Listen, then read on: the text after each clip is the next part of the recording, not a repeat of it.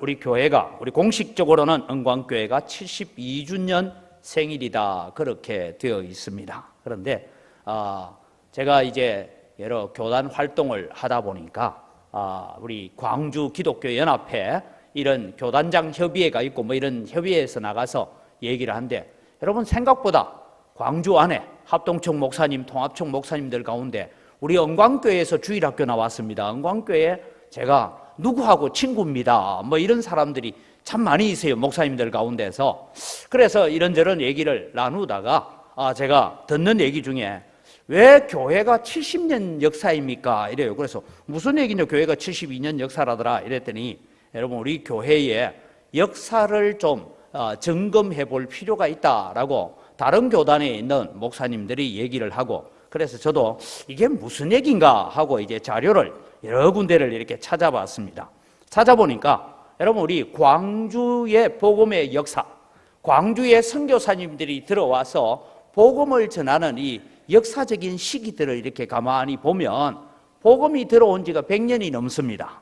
그 가운데서 무슨 일이 있었느냐 하고 보니까 우리 은광교회 전신은 원래 누문교회였죠.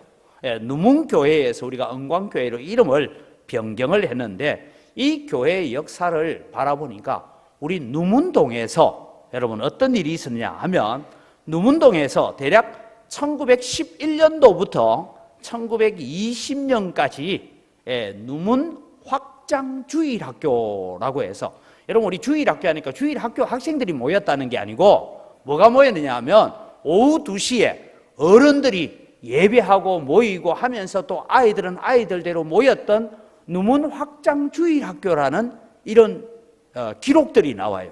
그래서 그 기록을 추적해 보니까 뭐가 나오느냐 하면, 여러분 우리가 지금도 저 광주 일고 옆에 학생운동 했던 거기 앞에 보면 인도에 요그만하게 여러분 뭐가 하나 서 있어요. 뭐가 입니까? 옛날에 있던 공북루라 해가지고 있습니다. 그래서 광주에 공북루 사진이 있는가 하고 찾아보니까 사진은 없어요.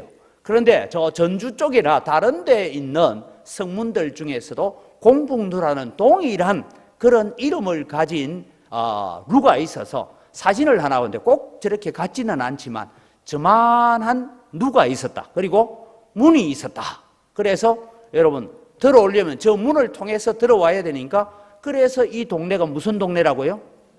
누문동.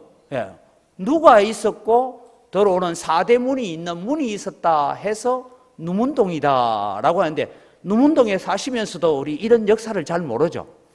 저런 누가 있었대요. 저게 굉장히 크죠. 그런데 여러분 일본이 이 조선의 정신을 말살시키기 위해서 어떤 일을 했느냐 하면, 저 누 위에 원래는 저곳에서 뭘 합니까? 사또가 부임을 해오고 이러면 거기서 행사를 하고 하는 곳인데, 저곳을 넣어가서라 이래가지고 선교사들에게 이 공북루를 저기에서 확장주일학교를 하게 만들었대요. 그렇게 여러분 저 위에 올라가서 주일학생들이 모이기도 하고 어른들이 모여서 예배도 하고 찬송도 하고 했던 기록들이 공북루에서 했다라는 것이 선교사들의 보고서 속에 나오는 얘기입니다. 그런데 여러분 우리가 잘 알다시피 일본이 우리 조선을 강제 합병을 할 때가 1910년입니다. 그때 1910년도에 10월 달에 여러분 이 광주 땅으로 와서 청소년들과 나라를 잃어버리고 시리와 절망 가운데 있는 우리 광주 사람들에게 소망을 주고, 그리고 교육적 지원을 아끼지 않았던 사람이 있습니다. 여러분 혹시 선교에 대한 역사를 보면 배유지 선교사라는 사람이 있고요. 그 다음에 여러분 우리 누문 확장주일학교를 주도적으로 이끌어갔던 사람은 존 반 네스터 탈마지라는 선교사입니다. 그래서 이 사람은 자기 이름을 탈마자라고 부르면서 한국 이름처럼 그렇게 부르고 다녔어요. 이분이 사실은 은광교회 전신인 이 누문 확장주일학교를 인도를 해갑니다. 가다가 여러분 일본에 의해서 이 공복루가 1916년에 이 공복루가 있다 보니까 이 루를 중심으로 해서 자꾸만 조선민족들이 모이는 응집의 역할을 한다 해서 그 룰을 불살라버리고 다 말소를 시켜버렸어요. 그러니까 우리 교회가 역사를 따져보면 이 공복루가 사라진 지가 1916년이니까 그 이전부터 저곳에서 모였다. 그래서 루위에서 예배하고 그곳에서 확장주일학교를 했다라는 자료가 나오고, 공복루가 무너지고 난 다음에는 누문숲에서 예배를 했다 하는 자료들을 찾아봤습니다. 그렇다면 여러분, 이 공복루에서 예배를 하고 누문숲에서 예배를 했던 그 역사는 어느 교회가 가져가야 될까요? 우리가 가져와야 되는 거 맞습니까? 예, 그거는 나중에 제가 볼 때 우리 교회에서 역사 편찬위원회를 하나 만들고 해서 과거의 역사들을 추적해, 저도 이게 추적을 다 못해서 공복루 사진이라도 좀 하나 있으면 했는데, 아까 제가 보여줬던 사진은 다른 지역에 있는 공복루예요. 그래서 아마 이런 누가 있었을 것이다. 그렇게 해서 사진을 추적해 보고 해서 역사를 새롭게 우리가 만들어 가야 될 책임이 있다. 그런 의미.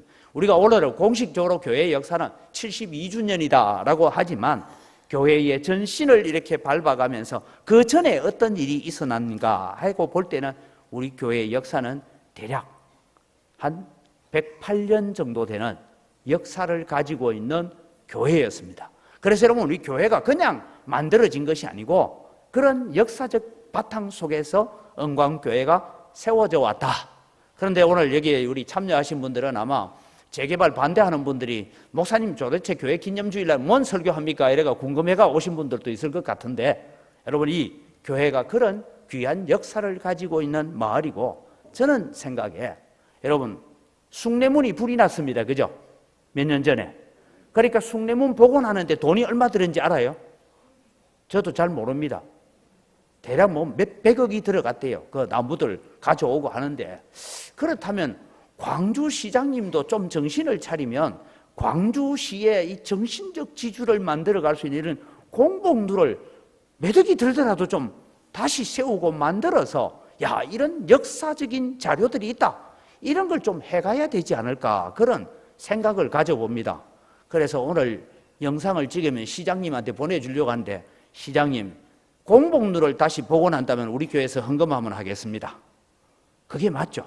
이런 역사들을 만들어 가야 되는데, 이곳에 여러분 다 허물어버리고 46층짜리 빌딩을 짓겠다, 그걸 두고 광주의 랜드마크라 하길래, 광주의 진정한 랜드마크는 공복루와 같은 저런 것들을 다시 복원을 잘해서 정말 우리의 역사를 만들어가는 것, 일제에 의해서 무너졌던 역사들을 다시 만들어가는 것이 진정한 랜드마크가 아닐까, 그런 생각을 해봅니다.